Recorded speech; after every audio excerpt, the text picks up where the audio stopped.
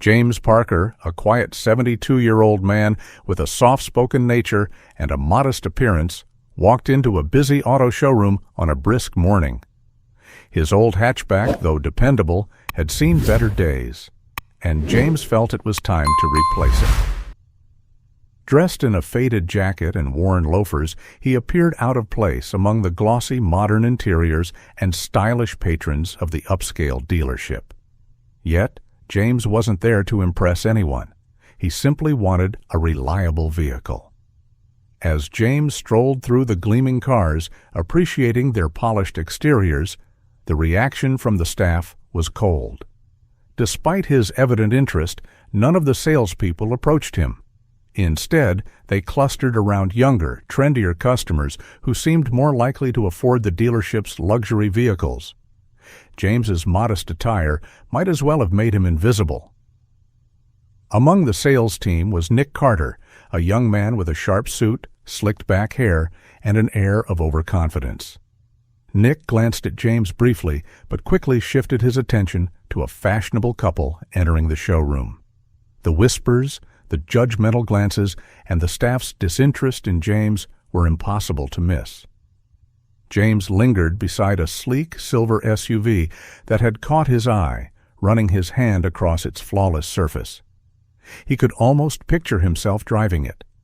After waiting nearly 20 minutes without any assistance, he decided to take the initiative. Approaching the main desk, where a few salesmen were engrossed in casual chatter, James spoke up. "Excuse me," he said politely, his voice calm but firm. "I'd like some help looking at one of your vehicles." Nick barely looked up from his phone. "We're kind of busy right now," he said dismissively. "Why don't you come back another time?" James's expression remained composed, but beneath the surface he was hurt and angry. Nodding politely, he turned to leave. As he exited the dealership, he overheard a mocking comment from one of the staff, followed by quiet laughter. "Another window shopper wasting our time," someone muttered. What the staff didn't know was that James Parker was no ordinary man. He had spent decades as a successful entrepreneur, quietly amassing considerable wealth through his businesses. James had always preferred to live simply, valuing humility and integrity over outward displays of wealth. However, the events of that day left him determined to teach the dealership a lesson. That evening, James made a few strategic phone calls to his network of influential contacts. By the next morning, he had finalized an audacious plan to turn the tables on the arrogant staff. The following day, James returned to the dealership. This time, he wasn't a customer. After a series of late-night negotiations and swift financial arrangements, James had purchased the entire dealership.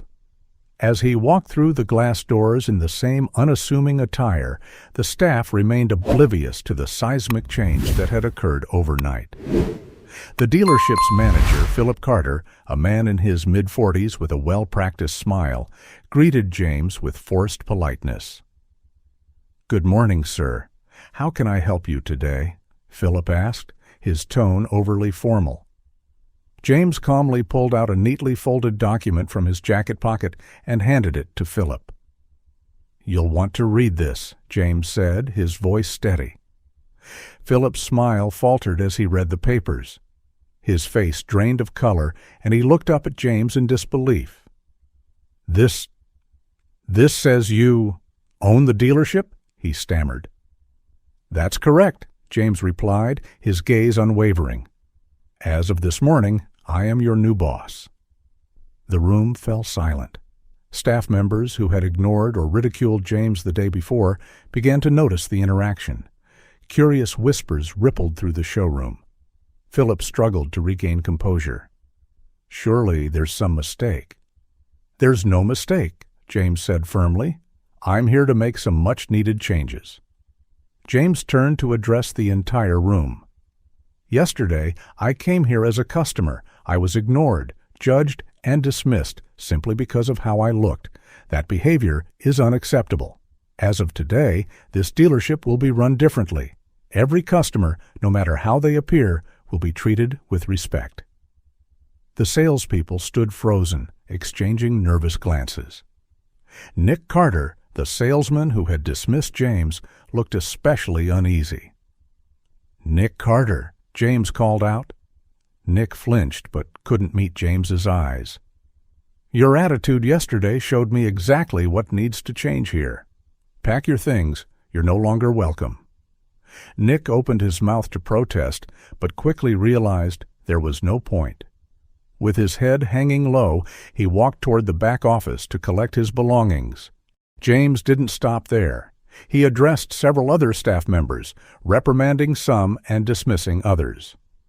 Among the employees, one stood out: Emily Sanders, a junior staffer who had greeted James warmly the previous day, even though she wasn't assigned to sales. "Emily Sanders," James said. She stepped forward hesitantly. "Your kindness and professionalism did not go unnoticed. Starting today, you'll be the new floor manager. I trust you'll lead with the respect and integrity this dealership has been missing." Emily's eyes widened in shock. "Me? But I'm new here." "I'm not looking for experience," James replied. "I'm looking for people who treat others with decency." Congratulations.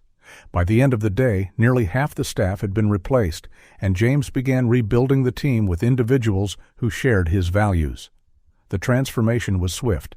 News of the dealership's new ownership spread, and customers immediately noticed the difference. What was once a cold, judgmental environment became warm and welcoming. Within weeks, the dealership's reputation soared, and sales followed suit.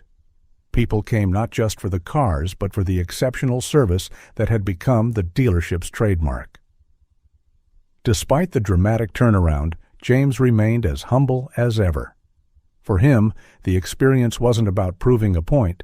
It was about creating a place where everyone was treated with dignity.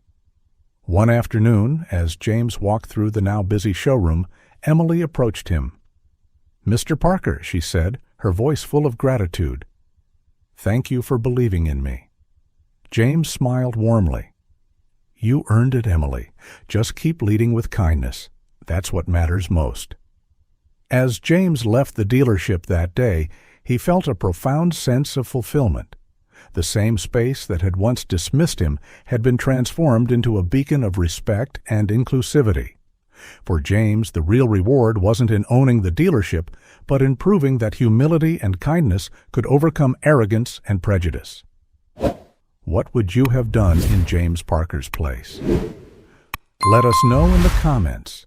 If you enjoyed this story, give it a like and subscribe for more powerful tales. See you soon.